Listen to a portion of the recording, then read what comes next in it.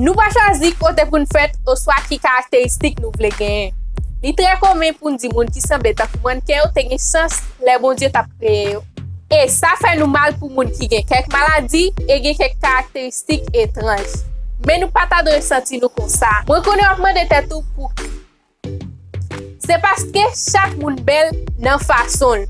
Jodi an nou pa rekonen kek moun interesant. Aparansyon loin de sa nou abitye wè yo. Yo mache ak tèt yo leve stanfret pou difikilte yo. E se pou sa nou admire yo.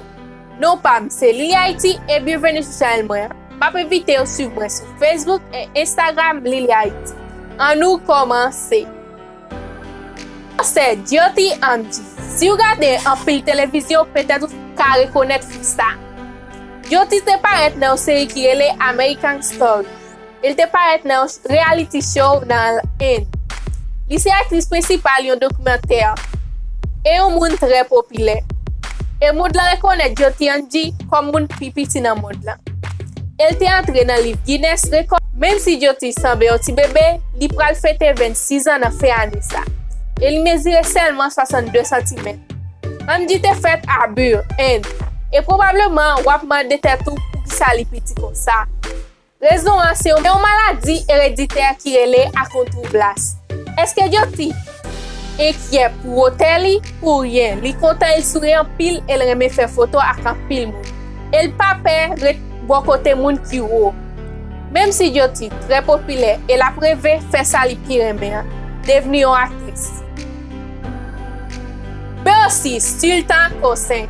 E kounya yon sipris, de femme ki pi kout la nou pase a homme ki pi ou nan mont la. Sultan Kosen se yon kultivate, el posede rekord live Guinness la, hotel li frechman inkwayab, paske li mezire 251 cm. E mezi lot pati nan kol yo, se de yon lot moun. Ye li mezire 36 cm longen, e plat men li yo gwo an pil, si tou le ou kompare lak ti men Jyoti. Anormal li stati Sultan koze par an ti men nan servol. E malerezman li te balan pil problem. Tout bagay te komanse a yon laj tre tou. Le adolescent te oblige abandonne l'école secondaire et travay kom yon cultivateur. E kek ane apre li te afronte problem le la pa chera dak soulier. Imagine yo, fabrik yo pa fe soulier numero 42. Sultan pa ka entre nan machine e hidromache ak et bekin pou tumer. Me grasa hotel li ge kek avantaj. Kom Sultan se cultivateur, li ka travay ak peboa ki pi yo. E li okipel de devwa domestik ke yon om ak kote normal pa ka fe. Nan paste a, sante Sultan te enkier paske tume a te fe li kontinye ap grandi. E bien erezman, an 2012, medse yo te rezout problem nan. E kounye a Sultan viv yon vi preske normal.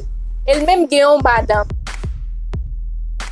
Isaiah Acosta. Yon lot moun nou gen te fet 31 oktob 1999. Premièrement, docteur te sezi e malerezman yo te di ke ti moun nan pata viv. Apre kek tan, le Isaiah te si viv malgre ti difikilte yo te chanje diagnostik la e yo te di ke li pap ka mache.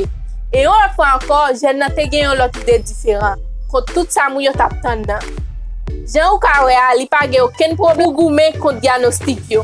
A la fin, docteur te gen rezon nan yon sel bagay. Jen om nan pat ka pale. Paske li te fet sanman di bi. Sepandan profesyon Isaiah ap si prizou. Li si yon rapen. Mem si li pa ka chante pou pot li, men an nou soti nan komansman. Isaiah Acosta te fet Glendale, Arizona. E depil piti li te kreatif, il te pase tan li ap li e ap ekri poem e chante. Pou jen nan, se te sel paske pou te bliye problem li. E espresse emosyon li yo. E vwali ki te ferme an dedan kon li, te vle soti. E bagay yo chanje kek ane, le Isaiah te renkote rapen sa. E ansam yo te jwen faso pou fe mizi. Trap House te deveni vwa ke Isaiah pate jam gen. E se kon sa moun ki devan wwa se preve avi de ke an yen pa imposib. Sarah Girl. Ka devine ki laj dam sa wap gade nan ekran gen? Kep moun ap di ke li pa et tre jen pou yon moun 50 an. Me au kontre li pi jen toujou. Sarah Girl gen selman 20 an. Rezon pou tout pli sa ou nan kol se yon maladi rar. Problem lan se ke kor dam sa pa produi kolajen korekteman. E kolajen nan se responsable elasticite e fosfora. E pou an pil moun, gran moun se yon vre problem. E yo gate an pil kob nan elimine pli nan koyo. So, sa tap normal si Sarah te gen kompleks. Men, ta semble ke li pa gen ni yon. Bon, se le kontrè, la travay kom manken. El gen yon kont sou Instagram ak kwa 200,000 moun, el di pou moun yo pa timid pou aparens yo. Mem si moun patron remel, sa fe yon tan se lo Sarah kwa li sete yon nan pi gros problem li. E kounye a li ske pa gen anye ki pi bel nan mod lan, e nou pa diskite sa. Martin Chidi. E men yon lot preuve de ke nou ka viv yon vi ordinaire et pleine, même si ou gen grave problème physique. Martin Chidi te fait Michigan, tout près d'Itoile. Et depuis son premier jour, il te suivi 3 maladies. D'elle pas bien, il te souffri scoliose. Jeune homme nan te gen yon apparence tellement initial qu'il te passé 4 mois dans l'hôpital. Et médecin te bali yon diagnostic erreur. Et selon expert, Martin pas te gen futur. Parce que ti moun ak maladie sa vive seulement 4 ans. Elle dit qu'elle a vive avec la relais arthrodipose. Elle manifeste dans subdéveloppement, articulation et pied croisé tant que ciseaux, c'est pas une condition naturelle pour Martin. Parce que c'est lui-même qui te proposition ça parce qu'il facilite le marché. À l'âge de 19 ans, il te joue une licence pour conduire. Elle te choisi business et administration pour profession. Apparence Martin pas un problème en absolu. Elle te même apprendre rite de commentaires moun a fait sous li yo.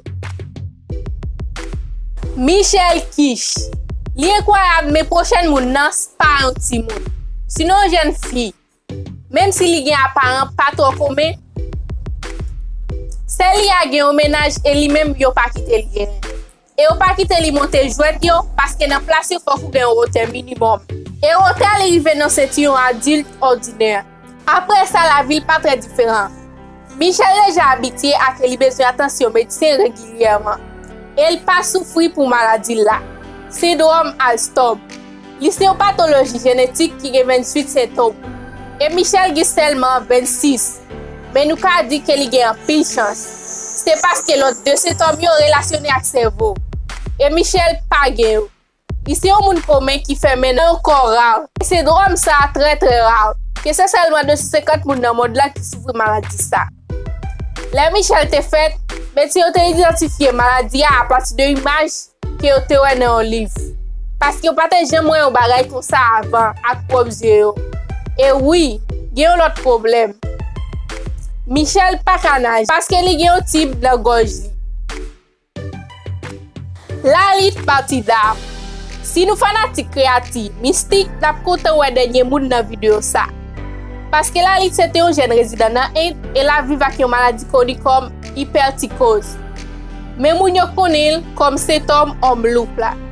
Et maladie ça c'est un extérieur plim qui sorti sur quelques parties dans col. La lit gen figure couvri ak plim. Plim yo gen 5 cm et dans reste ou ka penser que quelqu'un pas content dans l'école li parce que li différent. Bien heureusement moun yo accepter li et camarade de classe li yo te habitué rapidement ak apparence li. Et ou pas faroucher. C'est très bien parce que li gen pile difficulté que l'autre monde pas gen. Par exemple, li yo pas permettre li respirer bien dans tunnel et parfois boucher gel. Malheureusement, pas de remède pour maladie, mais il y a traitement qui peut améliorer la situation et faire la vie la plus facile. Bon, ça c'est tout pour la vidéo aujourd'hui. Pas oublier de commenter qui est nan moun sa qui paraît pire pour vous. Et pas oublier de suivre sur Facebook et Instagram. Non pas, c'est Lily Haïti et nous prenons l'autre vidéo très très bientôt. Bye bye.